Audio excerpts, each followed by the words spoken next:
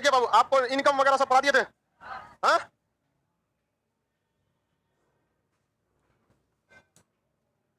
National income के निकालने की कुल कितनी विधियां थी? 6। बताइए उपभोग विधि से फॉर्मूला।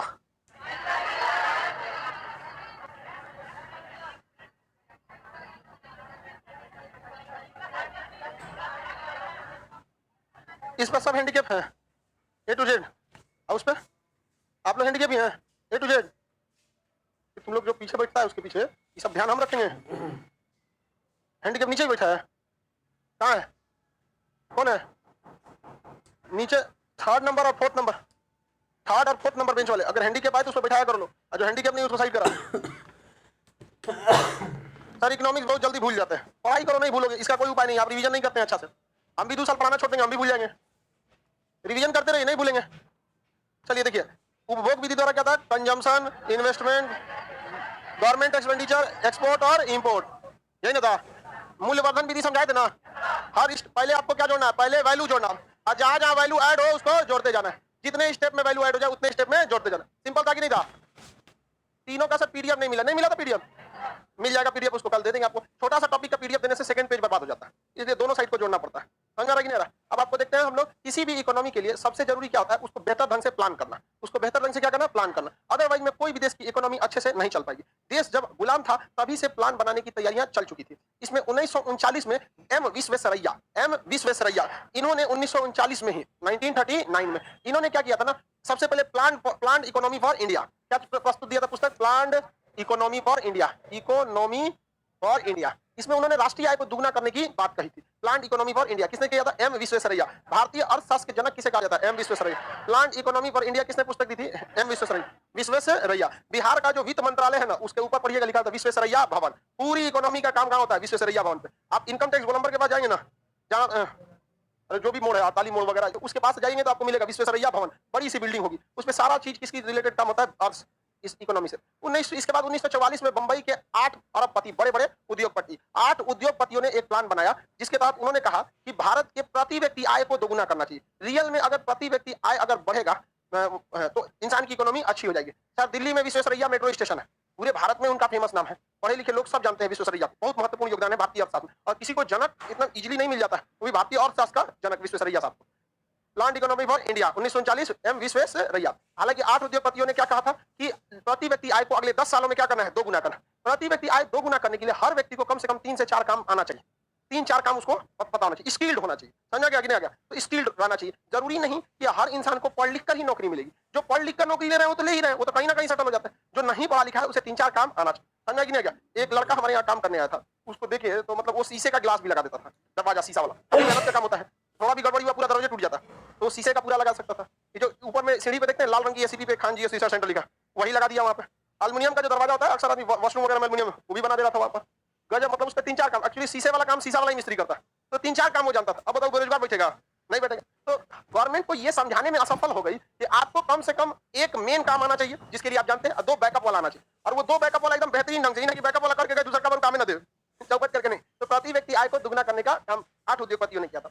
जयप्रकाश नारायण 1950 में जयप्रकाश नारायण ने सर्वोदय योजना चालू किया।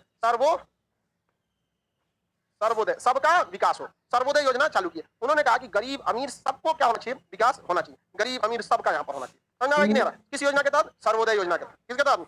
सर्वोदय योजना के तहत। इसी बीच सब लोग प्लान बनाते रह गए। केसी नियोगी जो थे, कौन थे? केसी नियोगी। ये सोवियत संघ के दौरे पे गए, जिसका अभी का नाम रूस है। सोवियत संघ 15 देशों में 1991 में टूट चुका था, क्योंकि उस समय के जो वहां के राष्ट्रपति थे गोर्बाचोव महालोल आदमी था। उसने पूरी तरह एक देश का 15 भाग में क्या कर डाला? विभाजन कर डाला। समझ आ रहा कि नहीं? तो केसी नियोगी कहाँ गए थे? सोवियत संघ। केसी नियोगी ये सोवियत संघ गए थे। यहाँ लिख दे सोवियत संघ। सोवियत संघ, यहां से इन्होंने सोवियत संघ से इन्होंने योजना का प्लान बनाया, नियोजन का। किसमें? नियोजन मतलब होता है प्लानिंग। नियोजन का व्यवस्था लाया। कहां से लाया? सोवियत संघ के। और इस नियोजन को इन्होंने समवर्ती सूची में रख दिया। समवर्ती सूची में जिसे रखा जाता है वह चीजें जो होती हैं वो किसके काम होता है? दोनों का, सेंट्रल गवर्नमेंट और स्टेट गवर्नमेंट दोनों का काम होता है। और इन्हीं के सिफारिश के आधार पर, केसी नियोगी की सिफारिश के आधार पर 15 मार्च 1950 को पूरे देश के लिए योजना आयोग का गठन कर दिया गया। किसका गठन हुआ? योजना आयोग का गठन हो गया। यह योजना आयोग ही अभी नीति आयोग कहलाता है और दूसरा कोई खास अंतर इन लोगों में नहीं है। योजना आयोग में यही एक मेनली अंतर होता है। ध्यान से समझिए, केसी नियोगी की वजह से क्या चालू हुआ, योजना आयोग बना। योजना आयोग को संविधान के संशोधन के द्वारा नहीं बनाया गया, अतः हम इसे संवैधानिक नहीं कहेंगे। तीन चीजें होती है, ध्यान दीजिएगा। एक होती है संवैधानिक, संवैधानिक जो संविधान बनने के साथ था वो क्या था, संवैधानिक है। जो थोड़ा बहुत संशोधन करके बाद में जोड़ा गया वैधानिक हो गया। क्या हो गया, वैधानिक हो गया। क्या हो गया, वैधानिक हो गया। ये बाद में थोड़ा बहुत अमेंडमेंट करके जोड़ा गया। जिसको संविधान में आज तक नहीं जोड़ा गया, गैर संवैधानिक। क्या हो गया, गैर संवैधानिक। गैर संवैधानिक हो गया, गैर संवैधानिक। बताइए, योजना आयोग गैर संवैधानिक, योजना आयोग कोचिंग क्लास गैर संविधान में कोने जगह पे लिखा है स्पष्ट कोचिंग के लिए, व्यवसाय के लिए लिखा है, अस्पष्ट कोचिंग के लिए तो नहीं लिखा है, तो वो गैर संवैधानिक में आ जाता है। एक सबसे खतरनाक होता है असंवैधानिक, असंवैधानिक जिसे संविधान ने सख्त रूप से मना किया है कि ये काम आपको नहीं करना है, वो क्या हो जाता है, असंवैधानिक। अब लड़का अक्सर असंवैधानिक और गैर संवैधानिक में अंतर नहीं कर पाता। असंवैधानिक एक निगेटिव चीज है और गैर संवैधानिक है कि चलो करो कोई दिक्कत नहीं है। समझ कि नहीं आ गया किसी को दिक्कत? जैसे आप अपने घर में किसी दोस्त यार को लेकर चले गए, तो एक तरह का गैर संवैधानिक है। संविधान में ऐसा नहीं है, आपके घर के रूल रेगुलेशन में ऐसा नहीं है कि आपको ले आना ही है, लेकिन ला दिए, कोई दिक्कत नहीं। पता चला कोनो गुंडा वाली को लेकर घुस गए, वो क्या है, असंवैधानिक। आप घर में आइसक्रीम खाते घुस गए, तो वो क्या है, गैर संवैधानिक। दारू पीते घुस गए, असंवैधानिक। आप कहीं चाउमीन खा रहे हैं, गैर संवैधानिक। इसमें हर चीज को संविधान में लिखेगा, चाउमीन खाइए, फोचका खाइए, बर्गर खाइए। संविधान लिख रहा है कि कोई किराना की दुकान का लिस्ट बना रहा है, हर चीज नहीं ना लिखेगा, तो जो चीज नहीं लिखे क्या हो जाता है, गैर संवैधानिक। लेकिन जिसे मना कर दिया है वो क्या होता है, दारू पीना, असंवैधानिक हो जाता है। किसी को कोई दिक्कत? मुर्गा खाना गैर संवैधानिक, बकरा खाना गैर संवैधानिक, आदमी खा जाना कितने आदमी खाता है, शादी ब्याह का चिंता है तो सबसे ज्यादा है। आगे बढ़ जाए, तो ये हो गया योजना। और योजना आयोग कैसा है, हाँ, गैर संवैधानिक। दीपावली पर पटाखे जलाना, अरे गैर संविधान में थोड़े लिखा, हर चीज संविधान में लिखा। अब बम ले जाकर फोड़ दिया ताज होटल में, गैर संवैधानिक के लिए क्या कोई सजा है? नहीं, कोई गलत काम थोड़ा है गैर संवैधानिक। असंवैधानिक क्या है, गलत है। तो गैर और असंवैधानिक मतलब में बहुत अंतर होता है। तो योजना आयोग कैसा है, असंवैधानिक, गैर संवैधानिक। योजना आयोग गैर संवैधानिक। इसने कहा कि भाई हम पूरे देश के लिए क्या बनाएंगे, योजना बनाएंगे। और इसने केसी नियोगी इसके अध्यक्ष, पहले मतलब किसके दिमाग की उपस्थिति, इसके अध्यक्ष जो होते हैं प्राइम मिनिस्टर होते हैं। कौन होते हैं, प्राइम मिनिस्टर। और एक बहुत बड़े अर्थशास्त्री को इसका उपाध्यक्ष बना दिया जाता है। क्या बना दिया था, उपाध्यक्ष। गुलजारीलाल नंदा जो थे, ये सब टाइम के उस समय इन लोगों को दिया गया था यहाँ पर। तो ध्यान से समझिए, इसके अध्यक्ष कौन होते हैं, प्रधानमंत्री होते हैं। कौन होते हैं, प्रधानमंत्री। इसका काम क्या है, पंचवर्षीय योजना बनाना। इसने प्रथम पंचवर्षीय योजना बनाया अगले साल 1951 में, और ये अगले 5 साल के लिए बनाया गया 1956 तक। इसे बनाने का तैयार किया था हेराल्ड डोवर ने। किसने किया था, हेराल्ड डोवर ने। किसने चालू किया, हेराल्ड डोवर, हेराल्ड डोवर। बताइए तो पहली पंचवर्षीय योजना किस मॉडल पर?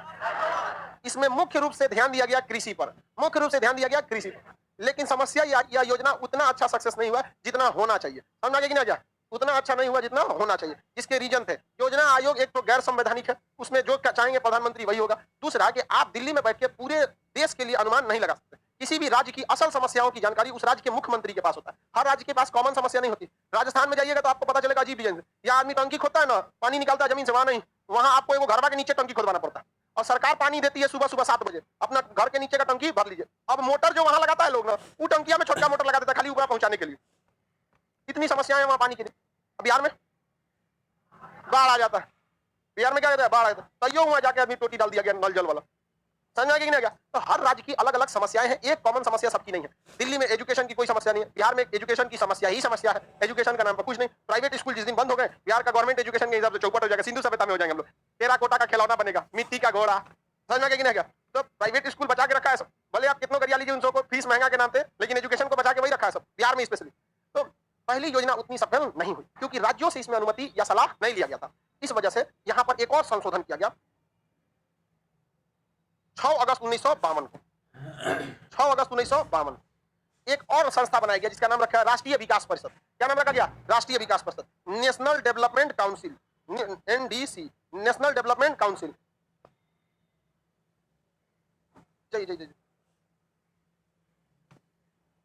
देखो पहले क्या था, केवल और केवल योजना है।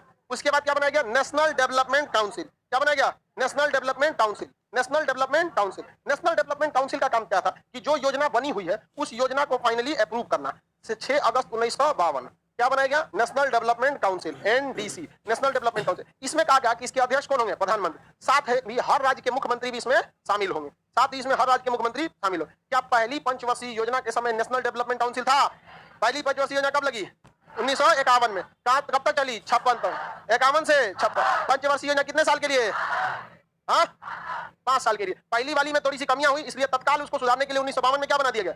National development council. एनडीसी के अध्यक्ष कौन होते हैं? प्रधानमंत्री। योजना आयोग के भी, योजना आयोग में क्या कोई मुख्यमंत्री भाग लेता है? लेकिन नेशनल डेवलपमेंट काउंसिल में भाग ले। पंचवर्षीय योजना कौन तैयार करता है? योजना आयोग। लेकिन उसे कोई एडिट करना, कुछ सुधार करने का काम किसका है? एनडीसी, राष्ट्रीय विकास परिषद। क्यों उसमें फाइनल के लिए भेजा जाता है? हर राज्य का उसमें कौन होता है? मुख्यमंत्री। वो अपनी बातों को वहां रखेगा। जैसे अब योजना आयोग में बिहार के मुख्यमंत्री जाएंगे तो कहेंगे ना कि हमारे यहाँ एजुकेशन उतना अच्छा नहीं है, एटलीस्ट हमारे यहाँ आप क्या दे दीजिए, अच्छी 2-4 सेंट्रल यूनिवर्सिटीज दे दीजिए। लेकिन सेंट्रल आज तक आया है सेंट्रल यूनिवर्सिटी? अजब हाल है यहाँ पे। क्या नहीं होना चाहिए? देखिए आपको एक बात बताते हैं, होना चाहिए नहीं होना चाहिए अलग बात है। एक बेहतरीन यूनिवर्सिटी खोलिए, बिहार सरकार को भी ये करना चाहिए। बहुत बड़ा नहीं, हर सब्जेक्ट में 50 एडमिशन, ज्योग्राफी में, पॉलिटी में, हिस्ट्री में, लिमिटेड सब्जेक्ट होना चाहिए। और उसमें टीचर को हायरिंग किया जाए पूरे इंडिया से बेहतरीन टीचर देखे, और उस यूनिवर्सिटी को इतना बेहतरीन बनाइए कि वो सेंट्रल यूनिवर्सिटी को भी बीट कर जाए। तो ये सेंट्रल यूनिवर्सिटी आप अपना नहीं बना सकते हैं? क्या बिहार में प्रतिभा की कमी है? कोटा में, दिल्ली में, अमेरिका तक में बिहार के टीचर पढ़े हुए हैं। हर जगह कमी तो यहाँ नहीं है, किसी भी राज्य में कमी नहीं है, बस उन्हें आप पहचान सकते हैं कि नहीं पहचान सकते। तो वो चीजों को भरना चाहिए यहाँ पर। जो सेंट्रल यूनिवर्सिटी है वो किसी काम की नहीं है, उस पर ध्यान नहीं दिया जाता है यहाँ पर। तो ये चीजों की सुधार की जरूरत है। तो हमारे मुख्यमंत्री नेशनल डेवलपमेंट काउंसिल में किसकी मांग करते होंगे?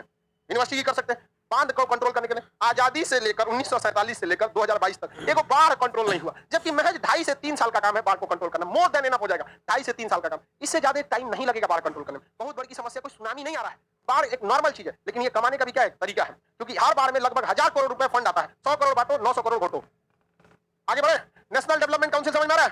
तो बताइए मुख्यमंत्री वहां अपनी बातें रख सकते हैं कि नहीं रख सकते? अगर बिहार को कह दिया गया आपके यहाँ ऊंट पालन का एक सेंटर खोला जाएगा, मुख्यमंत्री कहेगा हमारे यहाँ ऊंट कहाँ मिलेगा? भैंस मिलेगी, बकरी। ऊंट देना है तो किसको दीजिए? राजस्थान को।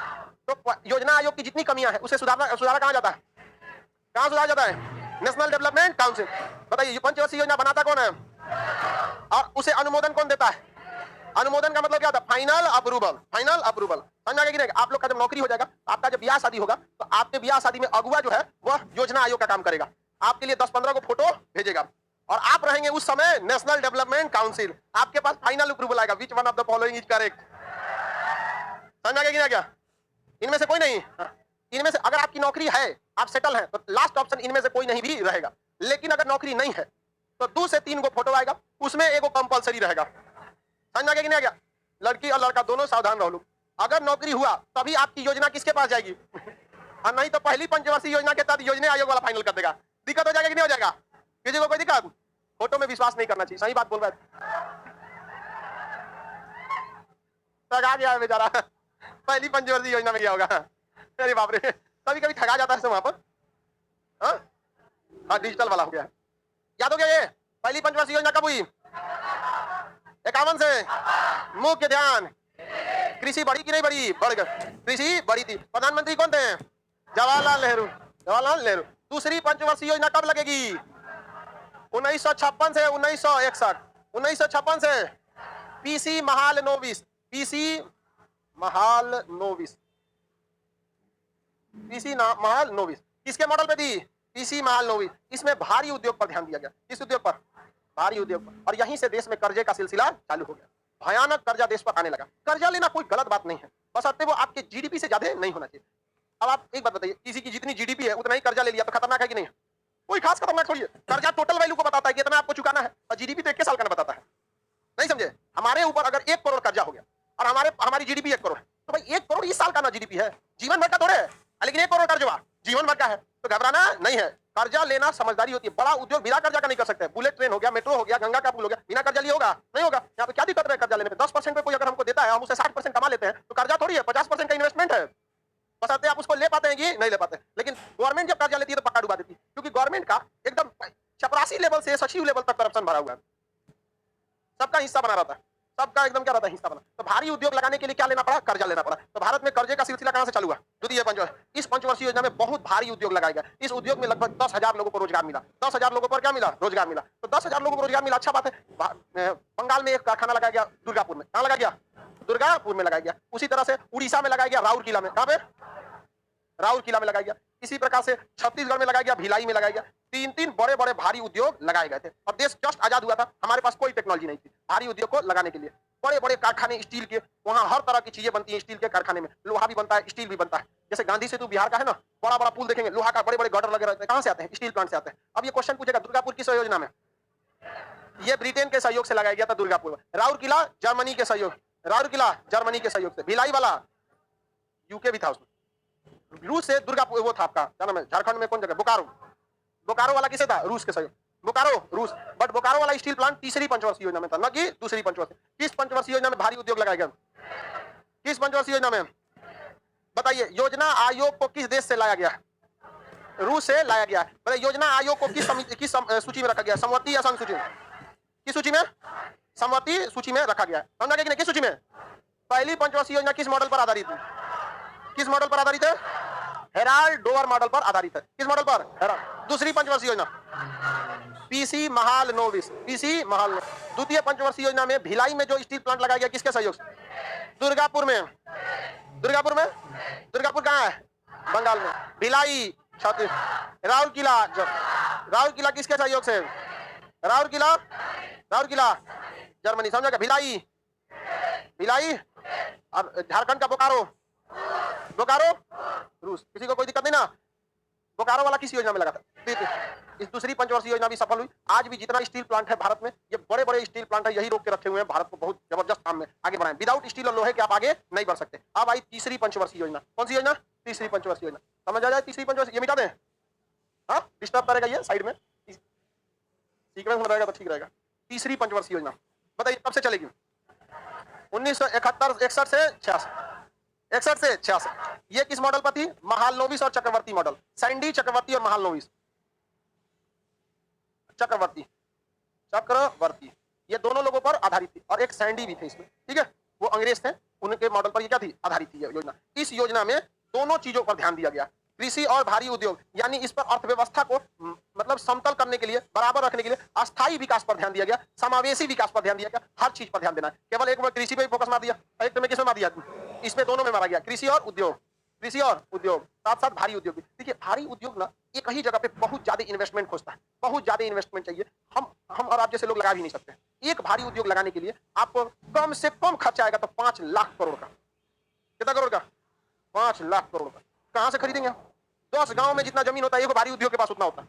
अपनी रेलवे लाइन बिछाया सब, सोचिए क्या हर इंसान लगा सकता है? तो जरूरी नहीं कि भारी उद्योग की तरफ जाए। अभी आपको आगे पढ़ना है, भारतीय अर्थव्यवस्था को संभाल के रखा है एमएसएमई।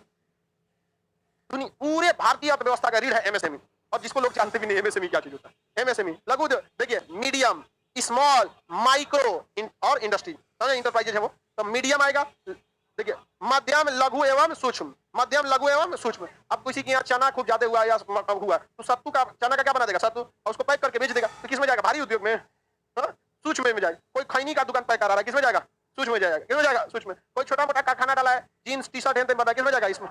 किसमें जाएगा? स्मॉल में। कोई कुकर का कारखाना डाला है, कुकर बन रहा है, ये सब चीजें बन रहा है, किसमें जाएगा? मीडियम में चला है। तो पूरे अर्थव्यवस्था को किसने संभाल के रखा है? एमएसएमई। किसने संभाला है? एमएसएमई को। अगर इस एमएसएमई को छोड़ दीजिएगा ना तो देश की अर्थव्यवस्था डूब जाएगी। तो पूरा फोकस किस पर करना चाहिए? एमएसएमई। ऐसा नहीं है कि केवल एमएसएमई पे सबको लेकर चलना चाहिए। तो आपको सब चीज बता देता है। तो अभी तक एमएसएमई पे, अब इस पे किस पर ध्यान देने लगा लोग? भारी उद्योग के साथ साथ एमएसएमई पे भी ध्यान दिया गया। अब बार बार हम एमएसएमई बोलेंगे तो आप उतना सही समझिएगा। तो इतना बड़ा नाम कौन बोलेगा? Medium, small and micro industry. कौन ध्यान देगा उतना? बस क्या बोलेंगे? एमएसएमई। इस पर ध्यान दिया गया। इसका फायदा भी हुआ तीसरे पंचवर्षीय योजना से। तृतीय पंचवर्षीय योजना के लास्ट में चालू हो गया आपका हरित क्रांति। क्या चालू हुआ?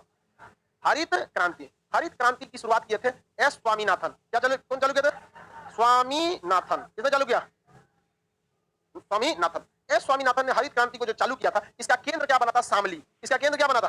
शामली। उत्तर प्रदेश का शामली क्या बना था? इसका केंद्र बना था शामली। शामली केंद्र बना था। इसका सबसे ज्यादा प्रभाव किस राज्य में देखा गया था? पंजाब में। सबसे ज्यादा प्रभाव किसने देखा? पंजाब। किस फसल पर सबसे ज्यादा? गेहूं। किस पर? गेहूं पर। गेहूं पर प्रभाव पड़ा था। चावल पर कुछ खास प्रभाव नहीं पड़ा। और दाल का उत्पादन क्या हो गया? घट गया। दाल का उत्पादन क्या हो गया? घट गया। दलहन और तिलहन का उत्पादन क्या हो गया? घट गया। समझा कि नहीं? हरित क्रांति किसने चालू किया? ऐसा इसने हरित क्रांति में ऐसा क्या किया कि हरित क्रांति आ गया? कुछ ना कुछ तो किया होगा यहाँ पर। देखिए इस देश में एक ऐसा चीज बना हुआ है ना कि भारत के नेताओं को लगता है कि दुनिया का जो भी काम है वो आईएएस अधिकारी ही कर सकते हैं और कोई नहीं। जबकि भारत में जो भी बड़ा काम हुआ है वो किसी आईएएस ने नहीं किया। Abdul Kalam missile man IAS नहीं थे। समझा ही नहीं क्या? परमाणु बम बनाने वाले होमी जहांगीर बाबा आईएएस नहीं थे। वर्गीज कुरियन श्वेत क्रांति लाने वाले आईएएस नहीं थे। एस स्वामीनाथन हरित क्रांति वाला आईएएस नहीं थे। लेकिन भारत में सारा काम किसे दिया जाता है? आईएएस। उसी को डीएम, कमिश्नर, सचिव बना के भेज देगा ऊपर मंत्रालय में। अभी कपड़ा मंत्रालय देगा, उठा के फिर दे देगा शिक्षा मंत्रालय, उधर धागा भी ना तब किताब भी नहीं, उठा के फिर दे देगा स्वास्थ्य मंत्रालय, अब जाओ कोरोना देखो। ऐसा ऐसा काम कर दिया ना, हमारे देश में जो स्ट्रक्चर बनाया ना, यही चौपट कर दिया, स्ट्रक्चर ने चौपट कर दिया। इसको बहुत ज्यादा जरूरत है ढांचागत सुधार के लिए, लेटरल एंट्री की बहुत ज्यादा जरूरत है देश। आप कितना भी अच्छा रह जाइए, एक मछुआरा बेचारा जिंदगी भर मछली उत्पादन में हर चीज उसको एक्सपीरियंस, मछली देख के बता देगा कि टाइप भाई इधर मछुआरा। आप में से कितने लोग मछुआरे, मतलब मछुआरा घर से आते हैं? कोई ना कोई तो होंगे, लेकिन इसमें क्या दिक्कत है? इसे हाथ नहीं उठाता है, आसान से बोलो, हम लोग हैं यहाँ पे, जहाँ कहीं पे कोई इसमें नहीं होना चाहिए। आप बताइए, जो मछुआरे लोग होंगे उनको उनसे ज्यादा कोई मछली का आइडिया रखेगा, अब वो ज्यादा करेगा कि तू किताब में बैठ के मछली तैराएगा। तो भारत में ना इसका भी एक व्यवस्था होना चाहिए, लेटरल एंट्री का। तो एस स्वामीनाथन ने कहा कि देखिए हमारे यहाँ जमीन क्या है, लिमिटेड है, लेकिन हम लोग को क्या करना है, पैदावार बढ़ाना है। तो उन्होंने कहा हाई यील्ड वेराइटी, HYV, क्या चालू किया? HYV, high yield variety. High yield variety, high मतलब यील्ड का स्पेलिंग में लिख देते ना तुम लोग भी जगह, हाई यील्ड वेराइटी, बहुत ही ज्यादा पैदावार बढ़ाने वाला वेराइटी का प्रयोग करना, मतलब ऐसा दाना बोइए जिसमें पैदावार ज्यादा हो। हाई यील्ड वेराइटी का प्रयोग किस क्रांति में किया गया? हरित। क्वेश्चन दे देगा HYV का संबंध किससे है? ऑप्शन ए पे होता है बीमारी से। देखिए दोनों में बहुत अंतर होता है, HIV और HYV दोनों में बहुत का अंतर है। बीमारी में चल जाएगा, ये क्या आ जाएगा? Variety, high yield variety, high yield variety. आज देखिए नई नई किस्म के गेहूं के फसल आते हैं, नए किस्म के हर चीज का आता है जिसमें पैदावार ज्यादा हो सकता है। तो ये किसने चालू किया था? एस स्वामीनाथन। किस बीज का प्रयोग किया?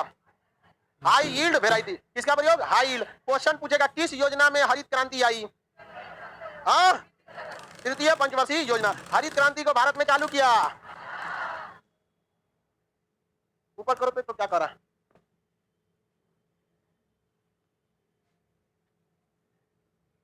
आगे बढ़े, चलिए ध्यान से देते हैं।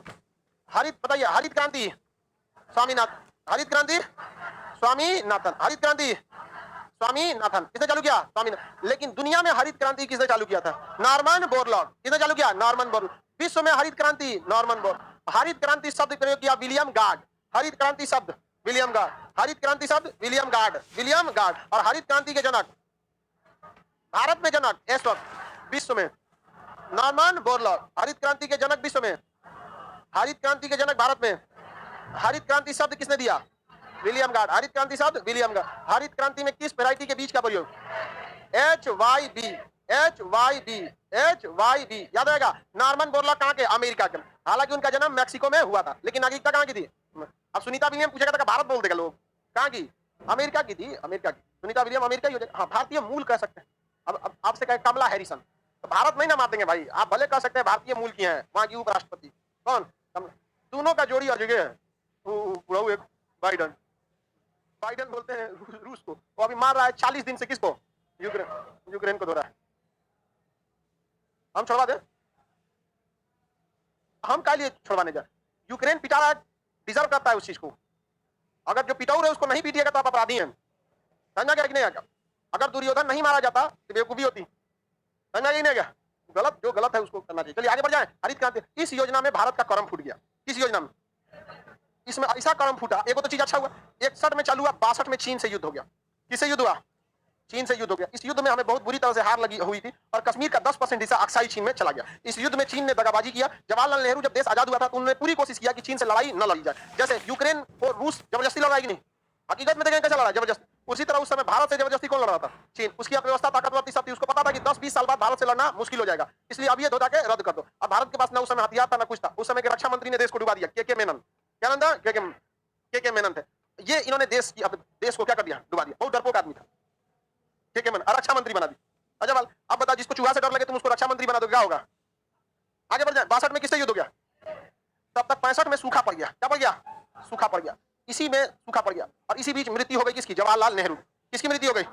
जवाहरलाल नेहरू की मृत्यु हो गई। अब चीन युद्ध में दगाबाजी खाए थे जवाहरलाल नेहरू, इसी टेंशन से भी उनकी क्या हो गई? मौत हो गई। देखिए अभी के वक्त में आप भले ये कह सकते हैं कि 62 के युद्ध नेहरू की गलती से हारा गया था, लेकिन उस समय हम लोगों के पास इतने हथियार भी नहीं थे जो चीन से मुकाबला कर सके। देश प्रेम अपने जगह पे है। अभी के वक्त में भी अगर देखेगा ना तो हथियारों के मामले में और पैसे के मामले में कौन आगे है? चाइना। हम लोग आज भी आजादी के बाद आज भी हम लोग दूसरे के जहाज पर गर्व कर रहे हैं। राफेल हमारा, सुखोई हमारा, MiG-29 हमारा। ये गर्व करने की, देश प्रेम अपने जगह पे है, हकीकत भी अपने जगह पर होनी चाहिए। मत भूलिएगा कि आजादी के इतने सालों बाद भी हम लोग अगर बेहतरीन तेजस जहाज बनाए, बहुत ज्यादा मेन स्ट्राइकर जहाज ही नहीं है, सपोर्ट में हो जाता है। अच्छी जहाज है तेजस, उसका इंजन बाहर से आया, सब कुछ ठीक है। बट आजादी के बाद इतने दिन बाद भी अगर हम लोग को दूसरे पर निर्भर रहना पड़े तो ये देश के लिए सोचने की बात है, चिंता की बात है, क्योंकि मेन टाइम पे सप्लाई रोक दिया जाता है। देखते हैं रूस पे कैसे प्रतिबंध लगा दिया। अब रूस पे प्रतिबंध लगाना, इधर चाइना से युद्ध हो जाएगा, रूस हथियार नहीं देगा, क्या कर लेंगे? ये बहुत दिक्कत बात है यहाँ पर। आगे बढ़ जाए। ब्रह्मोस, हाँ अच्छी चीज है ब्रह्मोस, ब्रह्मोस बहुत अच्छा काम किया है यहाँ पर। ऐसा नहीं है बाबू कि हम चीन से हार जाएंगे। ऐसा कभी नहीं हो सकता, हम लोग हार जाएंगे। लेकिन अब बात अलग है, चीन ने जब 1962 में हमला किया था, 1962 में तो कहा था कि 50 साल बाद हम फिर हमला करेंगे। 50 साल बाद 2012 होता है, 12 होता है कि नहीं होता है? उस समय प्रधानमंत्री कौन थे? मनमोहन सिंह थे। इनको सीधा समझ रहा था। तो 62 में जब चीन का था ना, तो चल गए थे परमाणु बम का जहाँ यूनिट होता है उसका दौरा करने। सब ठीक ठाक है ना, जरूरत पड़ने वाला है।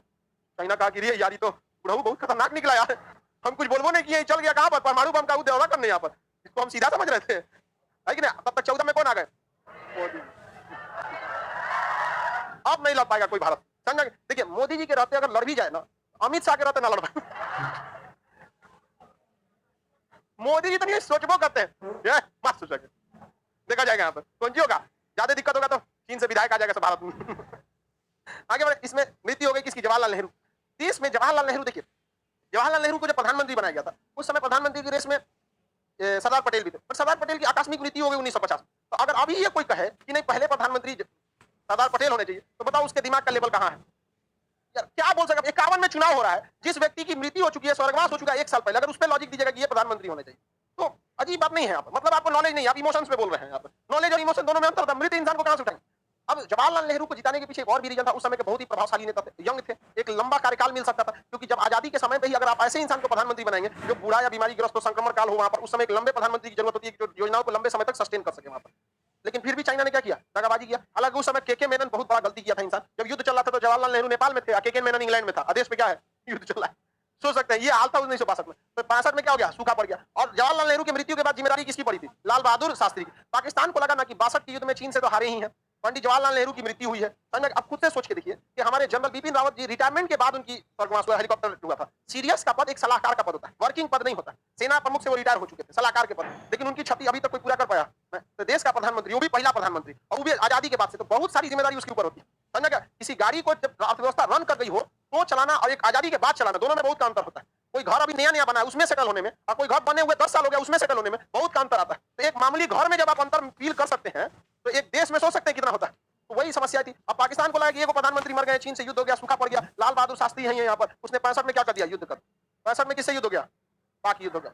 पाक युद्ध हो गया। इस युद्ध में भारतीय सैनिकों की बहुत सारी शहादत हुई थी, जिसका एक रीजन भी था, भारतीय सैनिक पाकिस्तान के बहुत अंदर तक घुस गए थे सब, और पाकिस्तान सैनिक भारत में बहुत आगे तक नहीं आ पाए थे। तो जो आगे अंदर जाएगा उसी की ना ज्यादा कैजुअलिटीज होंगी। लेकिन लाल बहादुर शास्त्री से जबरन साइन कराया गया था ताशकंद समझौता। ताशकंद समझौता 10 जनवरी 1966, 10 जनवरी 1966 जबरदस्ती साइन करा लिया गया। कौन समझौता? ताशकंद समझौता। और इस समझौते के तहत अपनी सेना को वापस बुलाना पड़ा। तीसरी पंचवर्षीय योजना को हर तरह से रद्द करना पड़ा, और यह योजना के समय ही लाल बहादुर शास्त्री की भी मृत्यु हुई। तो एक ही पंचवर्षीय योजना में दो प्रधानमंत्री की मृत्यु हुई, दो युद्ध हुआ, और भयानक सूखा पड़ा। क्या वह योजना सफल होगी? कभी सफल नहीं हो सकती योजना, सबसे बर्बाद योजना। तीसरी कौन सी योजना? तीसरी पर। इस योजना के बाद भारत के पास पैसा ही नहीं बचा कि आगे प्लान कर सके। अभी बताइए, आप ही के घर में 2 आदमी की मृत्यु हो जाए, मार हो जाए अगल बगल के 2 आदमी से, घर का पूरा राशन वाशन खत्म हो जाए, तो क्या किसी के ब्याह की योजना बनेगी? हाँ? आप बता, बनेगी योजना? नहीं बनेगी। तो कोई योजना नहीं बना 1966 से, कोई योजना नहीं बना ना 1966 में, 66 से 67 नहीं बना, 67 से 68 नहीं बना, 68 से 69 नहीं बना। यहां तक में कोई भी योजना नहीं बनी। देश में केवल ध्यान इसलिए दिया गया कि लोगों को भरपेट खाना मिल जाए, सेना के हथियारों की जरूरत पूरी रहे, विदेशी व्यापार के लिए, बाकी कुछ नहीं। चुपचाप छुट्टी मारो और देश को संभाल के रखो। इसे कहा गया योजना अवकाश, प्लान हॉलीडे। योजना अवकाश, योजना अवकाश, योजना अवकाश, अंग्रेजी में plan holiday, plan holiday, plan holiday. बताइए, ये क्वेश्चन पूछता है प्लान हॉलीडे कितने साल का था? आज भी सबको खाना नहीं मिलता है, समझा?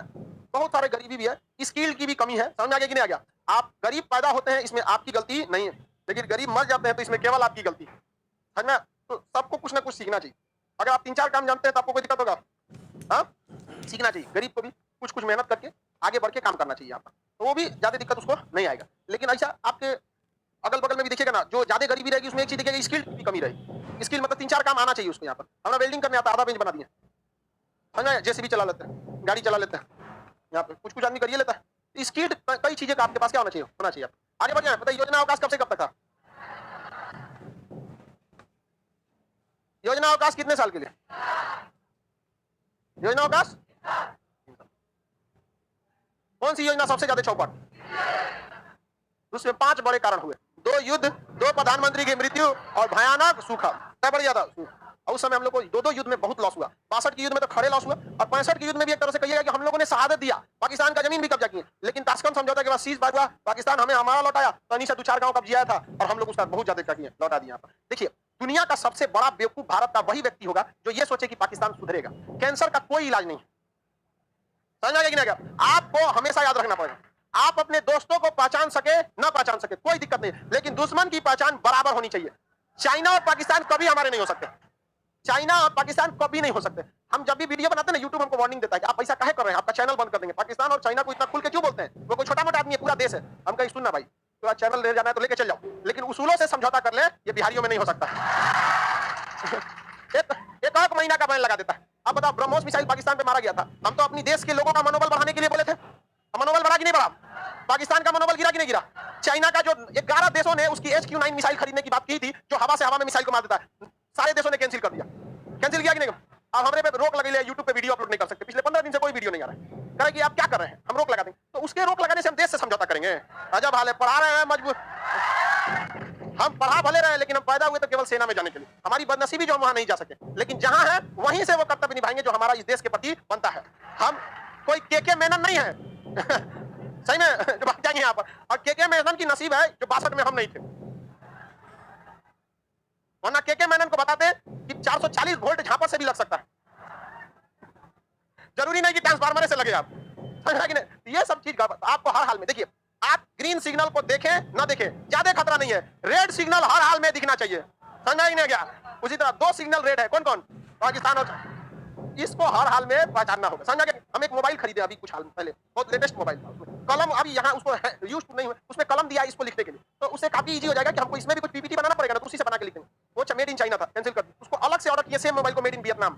जानते क्यों? क्योंकि वियतनाम हम लोग से ब्रह्मोस मिसाइल भी खरीद रहा, उसके लिए हमको 1.5 से 2 महीना वेट करना पड़ा था। कोई बात नहीं है, चीन को कमजोर करने के लिए जीवन भर वेट करना पड़ा, ये जीवन भी निछावर है। इसलिए जितना हो सके उन चोटों को पहचानिए, और जहां तक है वहीं से चौपट करिए ससुराल को। ठीक हुआ ससुराल मिसाइल मारा, ब्रह्मोस मिसाइल, और लोग कह रहे हैं आपके पास क्या सबूत है? अरे ससुराल तो नहीं, तुम्हारे पास क्या सबूत है कि गलती से मारा? चलिए शान से बोलते हैं, सही मारे, जो करना है कर लो। आगे का क्लास कल करेंगे। नेशनल